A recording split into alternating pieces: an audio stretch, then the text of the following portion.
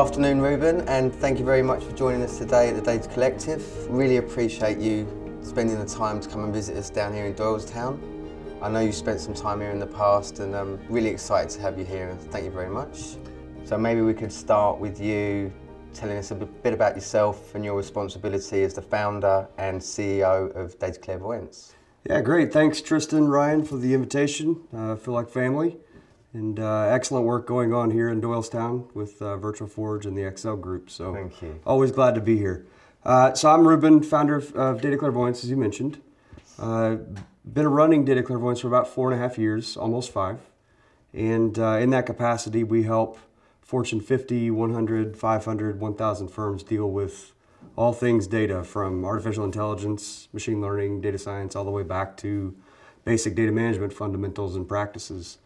Prior to that, I was the Chief Data Officer in the financial sector, also ran predictive analytics groups in pharma and medical device. And then before that, I started my career as a microbiologist.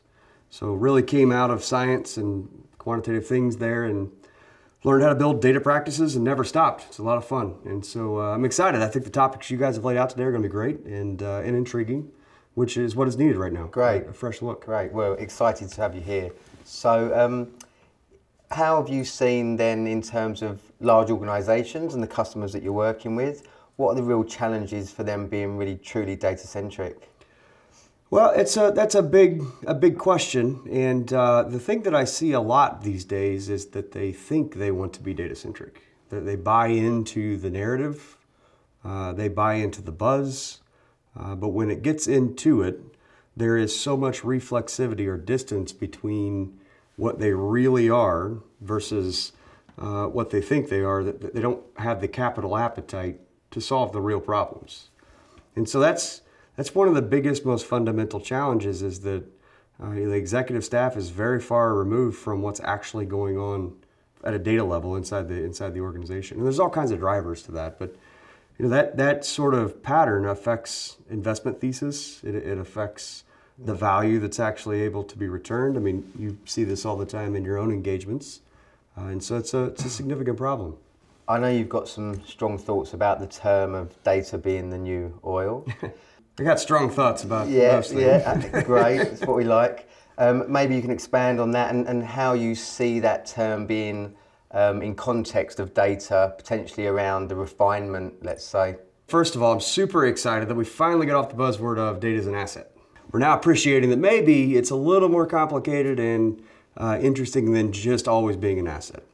And so data is the new oil. Look at that article that came out, The Economist, everybody's reading it. And you look at what the article is actually saying. What it's really saying is, sure, it is a commodity, meaning it's a raw material and you can do things with it, basically. You can invest into it. You can take out future value positions on it. There's all kinds of things you can do with it, thinking about it as a raw material. But the other interesting thing that article positions is, look at the business models of Google, Amazon, the bigs. What they're doing, it's a land grab. Like, they are trying to collect as much data as they can about everything they can and then relate it all together. And relate it in a way that wasn't done in the 80s and 90s, so not with hard relationships, but with mathematical relationships. And so there's just a lot to that statement that data is the new oil. I generally agree. The problem that we see in a lot of our organizations that we work with is kind of the same exact problem with respect to like oil as they have finding it. It's under the ground. It's not always seeable. It's not tangible. You can't touch it. Yeah. But it's everywhere. It's pervasive, and you know it's there. You just don't know to what extent is it there. And so when you think about that in the really big organizations, you really need to start applying that concept to data in those organizations, to be able to visualize all of your data, to be able to account for all of your data. And so I certainly agree with the premise. I absolutely agree it's a commodity. It's up to us to turn it into either an asset or treat it as a liability. And it's the functions we do to it that determine what it becomes. But I think there's also, because it is very similar to that type of commodity, I think there's a lot of the same challenges that the oil industry had to solve, and that companies aren't really thinking. My point earlier, they like the idea of having a commodity that is data. They're not necessarily putting all the equipment and machinery around it to manage it as such. Okay, so we can see it then as an asset somewhat. How would you then see that as a liability? Oh, that's the easy one. Data lying around in a redundant state still costs something. Right? So even if it's sitting in a database or it's sitting in an Excel file on somebody's sheet, or if Ryan and I argue about this data that isn't really meaningful to the business, yeah. Those are all forms of future costs that are really a form of liability. The other bigger one, probably more popular thanks to companies like Equifax and Yahoo in the past several years, but the other big form of liability is just the risk that could occur, in the way of a breach, a hack, and all the expense, the future expense that comes along with those types of things. And so it's certainly mappable to a liability in many cases. So Ryan, have we seen that case studies with clients that we've been working with in the past, do you think? Yeah, I think so, and I think in large part a lot has to do with what Reuben was talking about in terms of how we think about how we treat the data. A lot of focus has been on the systems and IT infrastructure that has been put in already, or consulting around compliance and PR and legalities if something does happen. But the actual artifact, the data itself, is not getting a ton of focus because Reuben knows this better than anybody and has the best means of going about it, but that's the hardest thing to do, right? It's the most detailed layer, and it actually has a lot to do with us and how we think about it, how we treat it, how we discover it, and talk about it, and then manage it. And that's a lot of work. So Reuben, how are you able to demonstrate competitive advantage with your clients, especially leveraging data? You've got some case studies that maybe you can discuss, or some ideas that you can give us? Yeah, absolutely. We've worked a lot in insurance and in other types of industries around insurance. We've worked a lot recently in the tech space, retail, and energy. And so to answer that question, like all things business, you're an entrepreneur, I've spent a lot of time talking about it. The way you get competitive advantage is you hustle. You find a niche, you find a little crack, and then you go all in on that crack, the thing that you think you can go get, right? And data is no different. So there isn't a blueprint of, hey, if you go do these kinds of models, or if you do this kind of data work, you're gonna create a competitive advantage. Instead, we should be thinking like machine-like thinking. So if we can create a factory that produces lots of insights at a fairly low margin, then we can produce a lot of insights and get a lot of chances, right?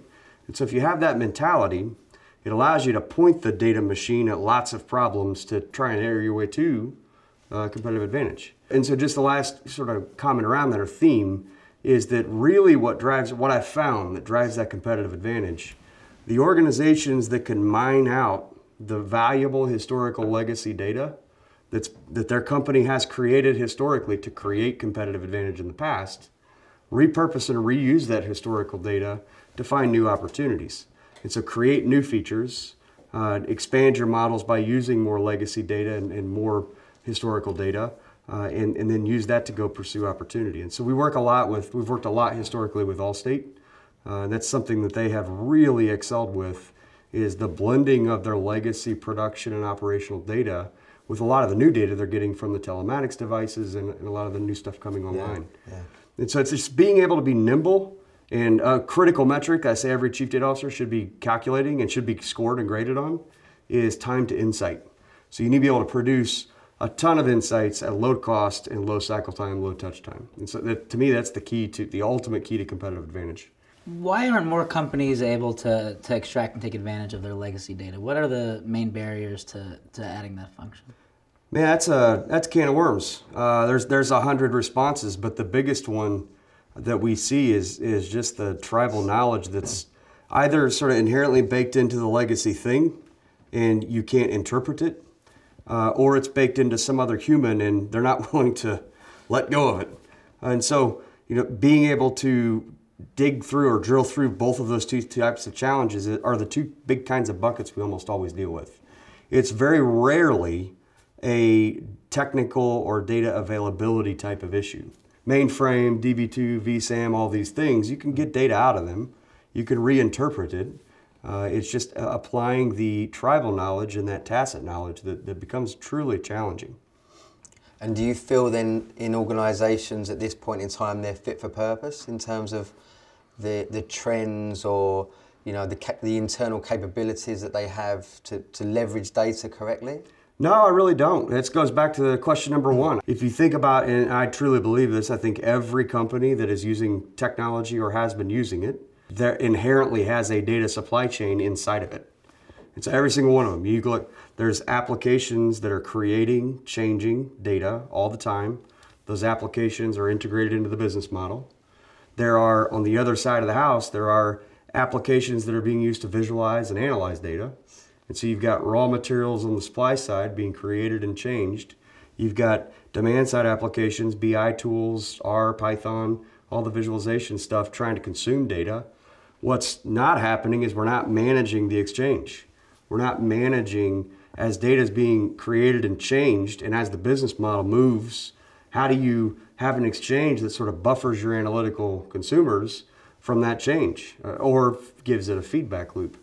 And so it's kind of back to the first question. They're woefully unprepared right now because they're not building in a sophisticated way that exchange layer that isn't people-driven, it is instead intelligent. And so one of the things that I've been working on a lot is let's stop thinking that AI and machine learning only applies to business analytics. Meaning, I don't just need to use it for churn risk prediction or lifetime value modeling or predicted lifetime value. Those aren't the only things that I can use those models for. Other things I could use it for is automating that exchange, as of brokering between people creating and changing data to people that want to consume it. And would you say then that there's products on the market that meet those needs, or are they custom? They're starting to come. They're absolutely, I mean, it's definitely, I think the biggest area of growth in the next 10 years, 5 to 10 years, will be that middle layer of brokering and managing the exchange. And so the tagline I kind of throw at it is one place to manage both supply and demand on data. And so there's a plethora of products that they're coming out with discrete feature sets, and they do very specific functions within that exchange. And I think it's a matter of time before we start to stitch all those things together into a common platform that allows you to share data, and most importantly, keep track of all the metadata, all the interactions, the inputs, the outputs, and treat metadata more like an accounting function than it is a technical thing. And so the moment we get that, and when those products start to be stitched together and become more common and centralized, really start concerning ourselves a lot less with physical data storage and a lot more with maintaining a single view of what things mean. Right. It's a long-winded answer, but I think there's a lot of gaps in most companies. Yeah, absolutely. So in terms of then, where you mentioned gaps in sort of capability or, internal resource in that regard, what would you suggest an organisational chart should look like in a modern day, data-centric business? So yeah, I'm going to answer that in two ways. I think there's the 1 year out, 1 to 2 year out. This is what it should look like. But then there's the more practical question of how do you get started and how do you get there.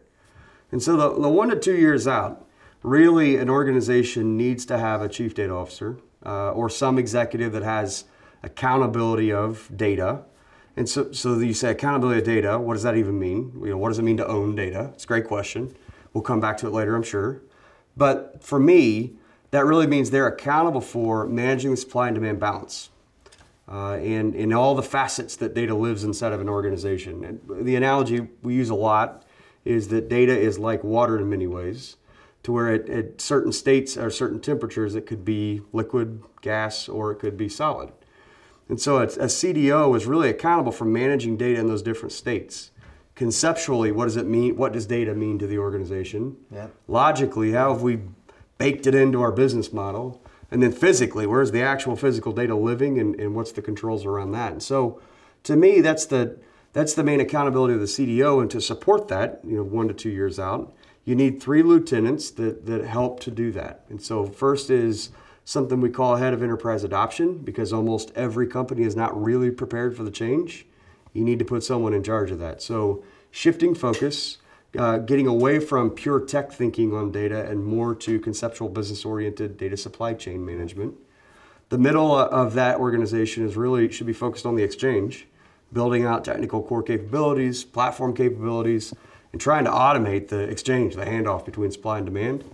And then the final side of it is just the analytics, and that's going to be a constantly rolling evolution of tools coming out. So you need people that are able to apply the math and the quant to all the various tools and capabilities that are out there. And so that's desirable, but very few companies have the ability to allocate capital and get started on that. And so what I recommend every company doing is do a roadshow, collect as many analytical and operational use cases as conceivably possible, put those into something called a backlog, which anybody doing Agile is keeping backlogs on things like that.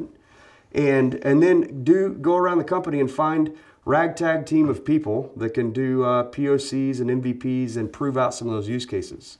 And in doing that work, and if you get really focused on the delivery of practical use cases in the first 3 months, you'll actually find a lot of the characters that you need to build up your organization and become more formal towards an office of data. So would you say then that the investments that a business would need to make would be more proportioned towards the right sort of people, or is it tools, or what does that look like? Yeah, see, there's no standard question on that. It really depends on the organization. We find a lot that we go in and they're over allocated to a certain kind of technology, and so they got a lot of tech gaps. We've also found in certain organizations process gaps. They don't have enough process, and then you've always got people gaps, it seems like, in some degree. And so with people gaps, you've got two options. You can do a hiring strategy, do a growth strategy, or you can do training, education, and maturation. And then there's lots of companies that have a combination of all three of those things. So what I advise all organizations is to create a model and a mechanism, a machine, for constantly testing your data strategy. Always asking, what are the gaps in those three categories? What are the gaps in those three categories? Almost being able to do it on a quarterly basis.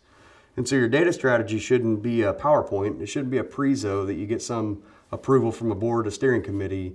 It should be a way of life, a way of being, and just living. It's metadata. In fact, you should put a metadata solution in place and treat it as the beginnings of your chart of accounts for data. Absolutely. To that point then, are there any businesses out there or industries that you're seeing strategically very mature in the way that they're leveraging data? I mean, other than financial services, obviously. Yeah, financial services is killing it, and in particular, Allstate is absolutely way ahead of the pack in many, many regards. There's lots of great publications they've put on how they're leveraging it, and we've helped with a very big portion of that. We've also worked with companies like Lowe's and a few others that are in the pipeline. Insurance company, Lowe's? No, it's Lowe's, the home improvement store, Oh, so okay. Fortune 50. Oh, wow. And it's a similar thing. They produce a ton of data, and they've got things in place that's moving them to the next direction.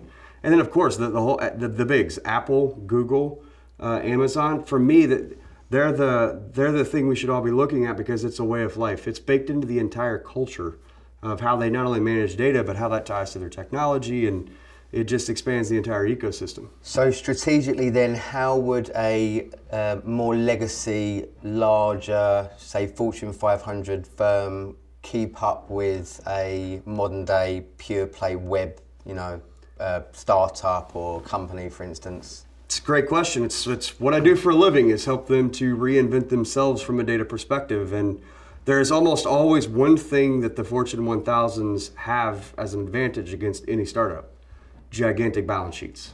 They've got big balance sheets that they can invest into things if they choose. And so becoming very strategic about how you allocate investments into data and treating data as a commodity from that regard, like we're doing a short position on a commodity, that sort of thinking, is really the way to win. So back to that use case backlog. Having a backlog, being able to discreetly chase use cases and have a bunch of them so that you can make bets and hedges that, these three use cases might work, these three might not. Let's put them together, run them all in a sprint. And so, diversifying your risk and really thinking about it as an investment strategy. And the other thing, just to really catalyze, to make sure it grows, and because the biggest risk in corporations, Fortune 1000, is that the culture just doesn't shift, right? The culture just won't. You try to do something, you throw the money into it, the culture may not come with you. And so that's the risk you always got to manage. And so the trick to that is gamifying the corporate construct. And so using your own capabilities, metadata tools, and some of the analytical tools that you would need as a part of your stack, using those as mechanisms to not only better understand your data, but also start to generate scores that you can tie to Ryan. Ryan is a consumer, a data scientist, and Ryan is always just consuming data and he's never providing feedback.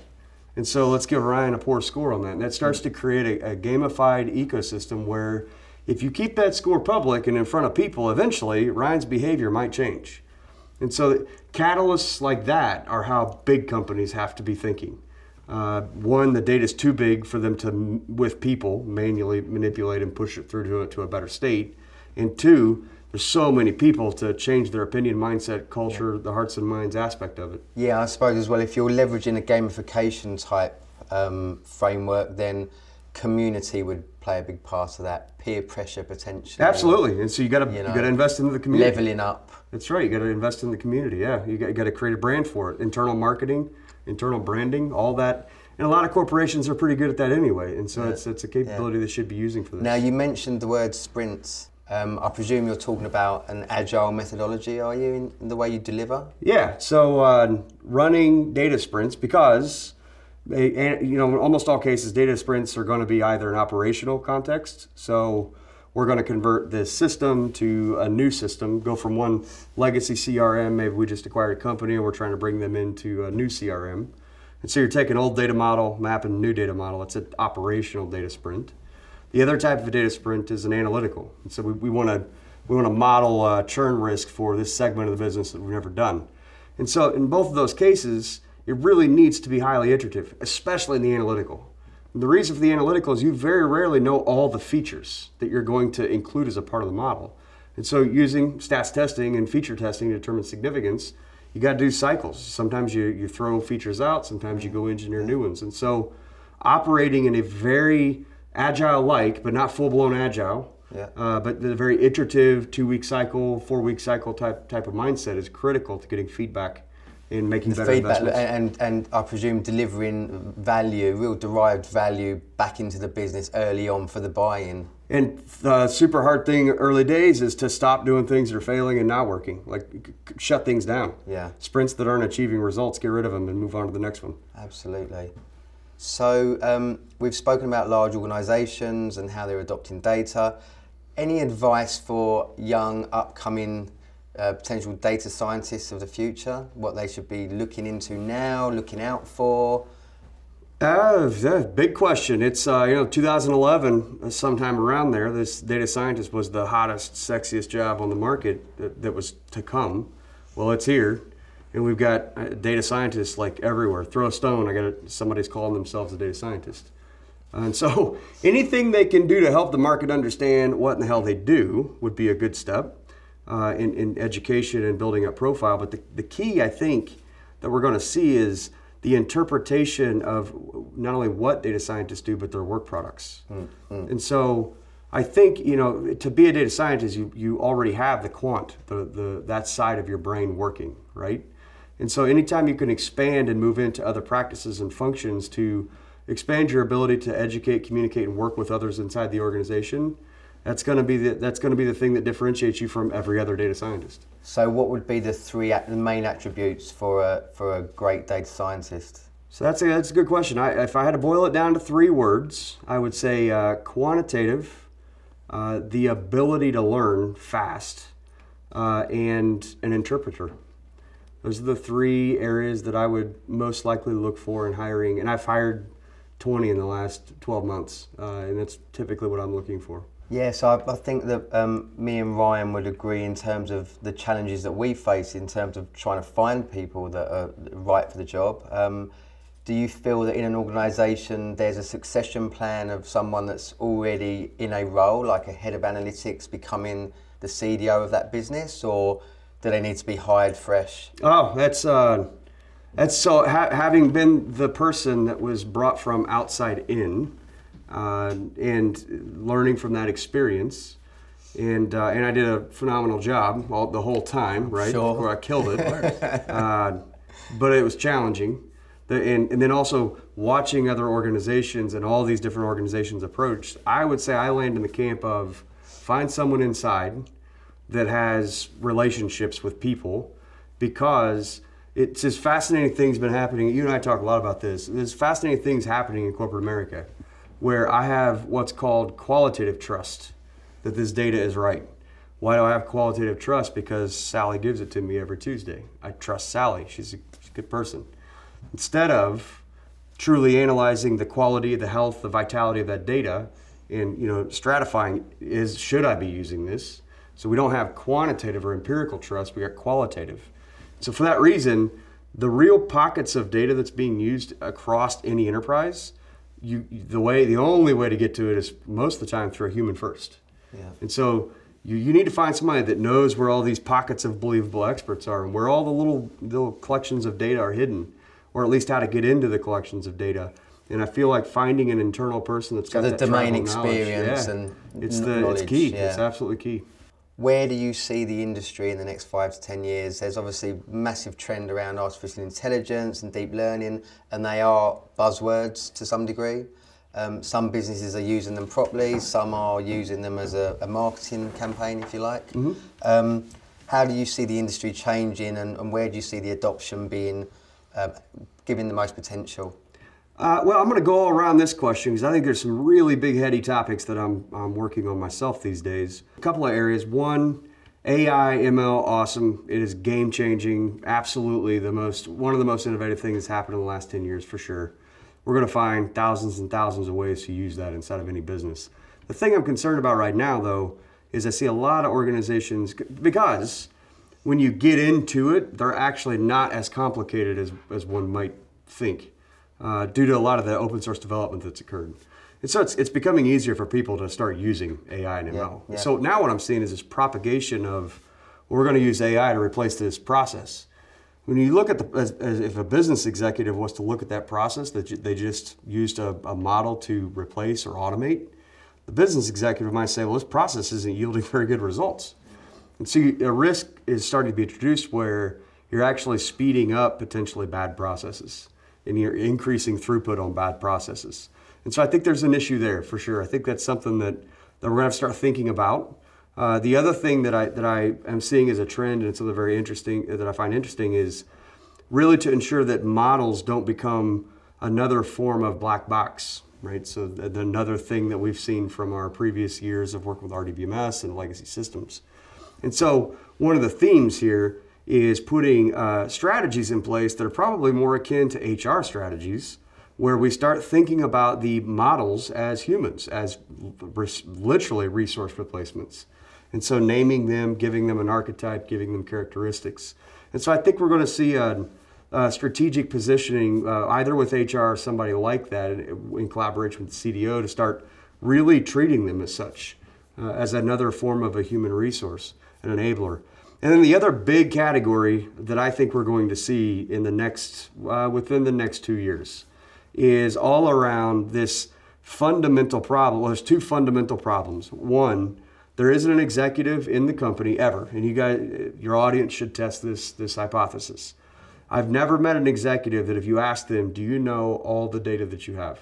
Can you tell me right now all the data that you have? And the almost always the answer is no. Sometimes they'll say, I'm pretty sure we can do that, but let me get back to you.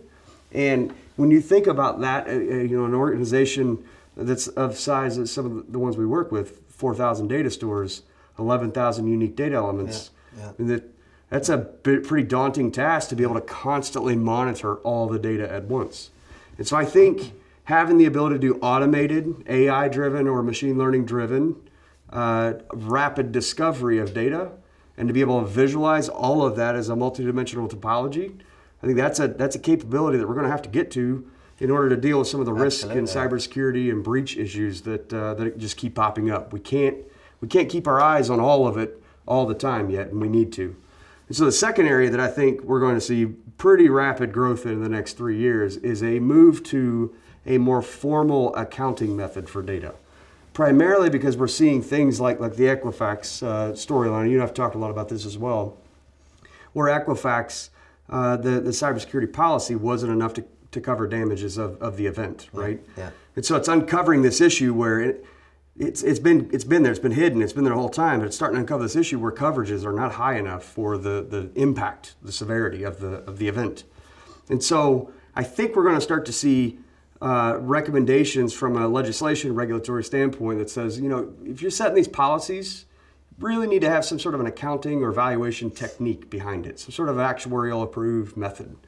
And so I think that's what's going to be forcing this to come into the forefront.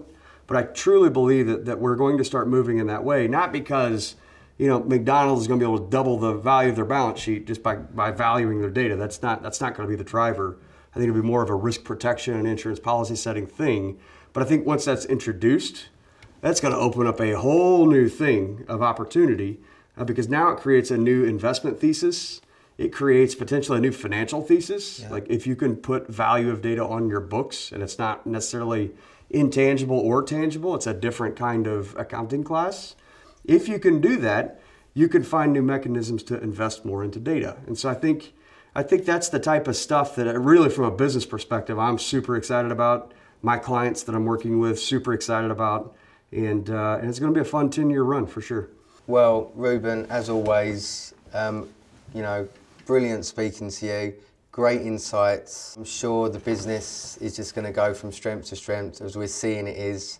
I'd like to thank you again for joining us today and look forward to seeing more from you in the future. Excellent. Thanks again, gentlemen, and look forward to it.